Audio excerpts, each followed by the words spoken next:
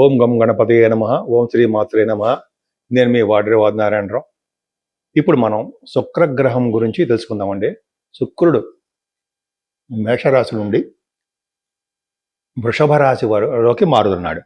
అది కూడా 19th April 2026, 19 April 2026 నుండి almost 14th or 15th of మే వరకు కూడా ఆయన వృషభ రాశిలో ఉంటాడు.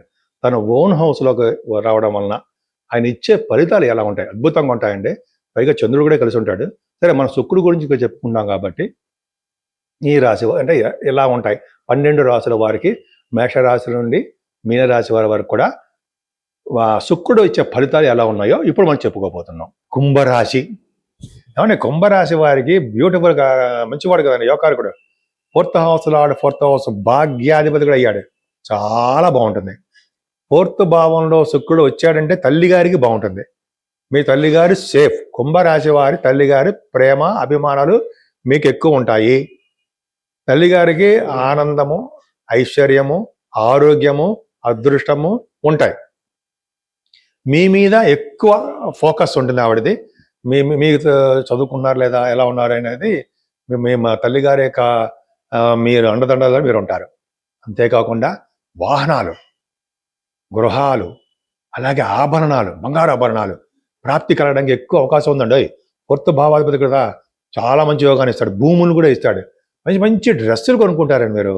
బంగారు ఆభరణాలు, డ్రెస్సులు, పెర్ఫ్యూమ్స్ చాలా బాగుంటుంది. వేదశాస్త్ర విద్య కూడా అభ్యసిస్తారు. అంత బాగుందండి. విద్యార్థులకి విద్యలో బాగా రాణింపు, గుర్తింపు, మంచి మంచి కాలేజీల్లో మీకు సీట్లు రావడము బాగా ఉందండి. 4th భావాధిపతి కాబట్టి మ్యూజిక్ అంటే మీ కళారంగంలో చాలామందికి, కళారంగం కాకపోయినా ఎక్కడైనా సరే మ్యూజిక్ అంటే మీకు అర్థమైపోతుంది. మ్యూజిక్ డైరెక్టర్సు, సంగీతము అంటాం కదా, వాళ్ళకి శుక్రుడు నెల్లాళ్ళ పాటు బ్రహ్మాండమైన యోగాన్ని ఇస్తున్నాడు. 4th హౌస్లో ఉండడం వల్ల సుఖాన్ని ఇస్తున్నాడు. ముందర సుఖపడతారు. సుఖపడే గీత ఉండాలంటే సరే సుఖపడతారు శుక్రుడు వలన. అంతేకాకుండా భాగ్యాన్ని కూడా అలా ఇస్తున్నాడు. భాగ్యం అంటే అదృష్టం. అంటే విదేశీ పర్యటన చేయడము, ధనప్రాప్తి కలగడము, అమ్మవారి యొక్క దర్శన పుణ్యక్షేత్ర దర్శనాలు చేయడము, తీర్థయాత్రలు చేయడము, గురువుగారు పీఠాధిపతులతో కలవడము, వాళ్ళ యొక్క బ్లెస్సింగ్స్ తీసుకోవడము, వ్యవసాయ రంగంలో బాగా డెవలప్ అవడము, వ్యవసాయదారులు కూడా బాగా రాణించడానికి అవకాశాలు ఉండడము, అదే ఉన్నతమైన విద్య రీత్యా విదేశాలకు వెళ్ళిపోవడము. ఎంత అదృష్టం బాగుందండి. అంటే మీకు ఈ నల్లాళ్ళు కూడా శుక్రుడు వలన మీ దాంట్లో యాస్ట్రాలజర్స్ ఉన్నారండి. యాస్ట్రాలజర్స్, లేకపోతే బాగా మ్యాథమెటిషియన్స్, వీళ్ళందరూ చాలామంది మంచి మంచి వాళ్ళందరూ ఉన్నారు. సినిమా యాక్టర్స్, వాళ్ళందరికీ కూడా మంచి మంచి యోగాలు కలగడానికి, అదృష్టం కలగడానికి, చక్కటి ఆరోగ్యం కలగడానికి అవకాశాలు బ్రహ్మాండంగా ఉన్నాయి. ఇందాక చెప్పినట్టుగా నా పేరు వాడ్రే నారాయణరావు శర్మ. మీ వాడ్రే నారాయణరావు వాడ్రేవ్. సరేనండి. నేను మీరందరూ కూడా అంటే నా వీడియోస్ని చూస్తూ, విదేశాల్లో కూడా నివసిస్తూ నా వీడియోస్ చూస్తూ నన్ను ఎంతగానో ప్రోత్సహిస్తున్నటువంటి మీరందరికీ పేరు పేరున నా హృదయపూర్వక నమస్కారాలు. అంతే కదండి, మీరు జాతకాలు చూపించుకోవాలనుకుంటే మీరు, మీ స్నేహితులు, మీ తెలిసిన వారు ఎవరైనా చెప్పండి. వాళ్ళకి మీరు తెలుసుకోవాలనుకుంటే date of birth, time of birth, place of birth 3 ఉంటే చాలండి. ఎందుకంటే చాలా ప్రాబ్లమ్స్ ఉంటాయి కదా. అంటే పెళ్ళిళ్ళు కావట్లేదనో, జాబ్స్ రావట్లేదనో, చిల్డ్రన్ కోసమనో, ఇవన్నీ కొన్ని ప్రాబ్లమ్స్ చాలా జాతకాల్లో కనిపిస్తూ ఉంటాయి. నాకు 36 ఏళ్ళ అనుభవం ఇందులో కూడా ఉంది. 34 సంవత్సరాలు ఫైనాన్స్లో కూడా చేశాను. సరే, అది పక్క పెడదాం కండి. అకౌంట్స్ ఆఫీసర్గా, సీనియర్ అకౌంట్స్ ఆఫీసర్ సింగరేణి కాలేజీలో చేశారు. అది పక్క పెడదామండి. సో ఈ విధంగా మనం ఉంది. మీకు ఏమాత్రం అంతేకాకుండా మీరు ఇవన్నీ ఉంటే, ఈ డీటెయిల్స్ ఉంటే తప్పకుండా మనం పరిష్కార మార్గాలు తప్పకుండా చేద్దామండి. అంతేకాకుండా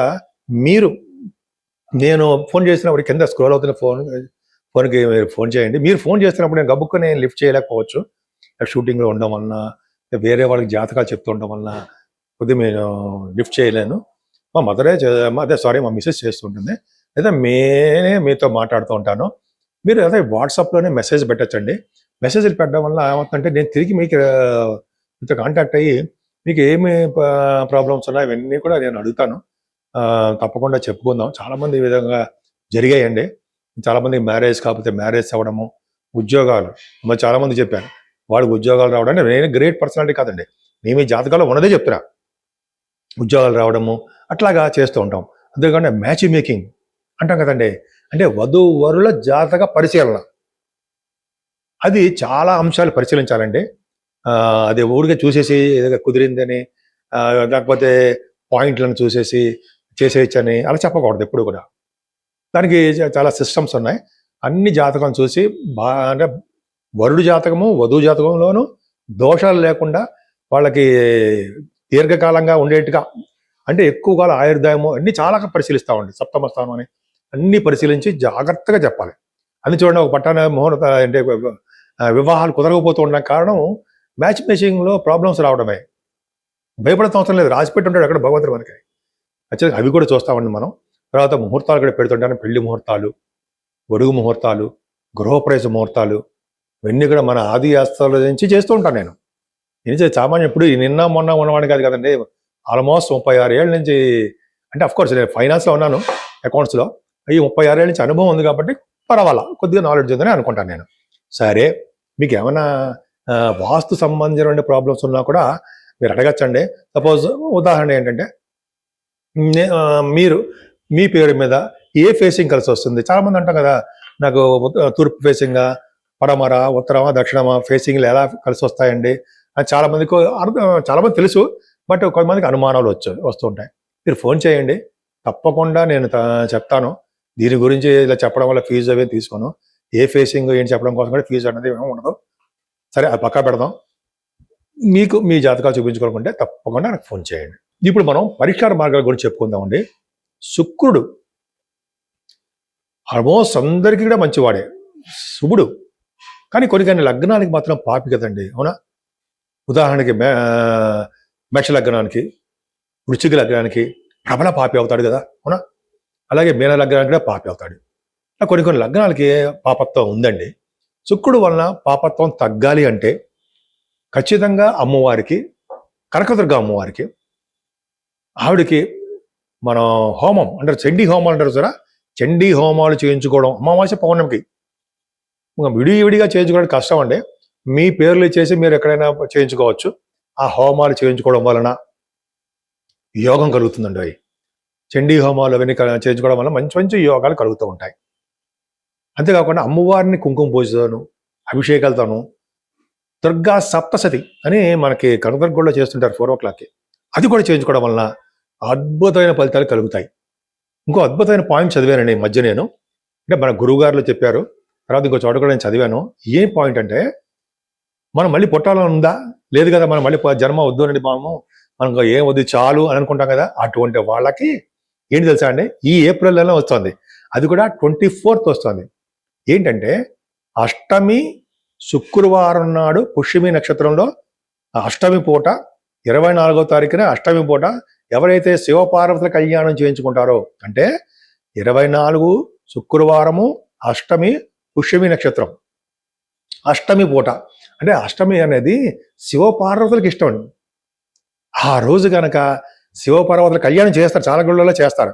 చేయించుకుంటే వాళ్ళకి పునర్జన్మ ఉండదు అని నేను మా గురువుగారు చెప్పారు. నేను చాలా చోట్ల చదివాను, కావాలంటే చూపిస్తా అక్కడ పాయింట్. నేను ఎప్పుడూ నా సొంత కవిత్వం నా పై ఏమో ఉండవండి, ఎక్కడ ఏది ఉందో అదే మంచి జరగాలని కోరుకుంటూ ఉంటా. మీకు మీ శ్రేయస్సే మాకు కావాలి కదండి. మిమ్మల్ని ఏదో తిడుతూ ఉంటే మాకేమొస్తుంది, నాకేమొస్తుంది. కాబట్టి మీ శ్రేయస్సు మీ కోరుకోవడం కాబట్టి 24వ తారీఖుని ఏమాత్రం మర్చిపోకండి. చేసుకోవడం వలన అద్భుతమైన ఫలితాలు ఉంటాయి.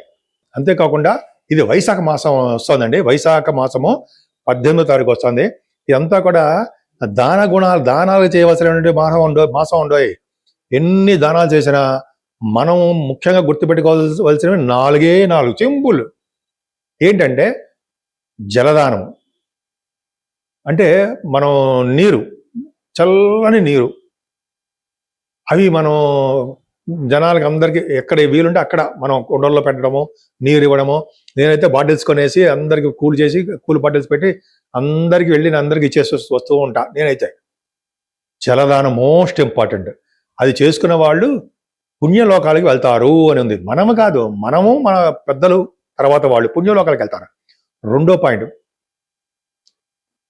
జలదానం తర్వాత గొడుగు. గొడుగు అంటే మనకు తెలుసు కదా, చామ్రదానం అంటే గొడుగు. చామరం కాదండి, గొడుగు దానం అంటే నీడనిచ్చేది గొడుగు అదొకటి. చెప్పులు, పాదరక్షలు అదొకటి. విసినికర్ర. ఇవన్నీ ఖర్చులో ఉంటాయంటారా? ఏమీ మాత్రం ఉండదు, సామాన్యుడికి కూడా అందుబాటులో ఉంటాయి. జలదానము, అలాగే ఇందాక చెప్పిన గొడుగు, పాదరక్షలు అండ్ విసినికర్ర. ఈ 4 ఇవ్వండి ఈ వైశాఖ మాసంలో. ఎప్పుడు వీలుంటే అప్పుడు ఇచ్చేస్తూ ఉండండి. ఇంకా చెప్పాలంటే అక్షయ తృతీయ ఉంది చూసారా? అక్షయ తృతీయ 20 తారీఖు వస్తుంది అనుకుంటా. అక్షయ తృతీయ రోజుని 24వ తారీఖుని అంటే అష్టమి పూట ఇలా గనక ఎవరైతే దానాలు చేశారో వాళ్ళకి పునర్జన్మ లేకుండా వాళ్ళ పితృదేవతలు, వాళ్ళ తర్వాత తరాల వాళ్ళు అందరూ కూడా మోక్ష ప్రాప్తిని కలుగుతాయి, మోక్షాన్ని కలుగుతుంటారు శాస్త్రం చెప్తోంది.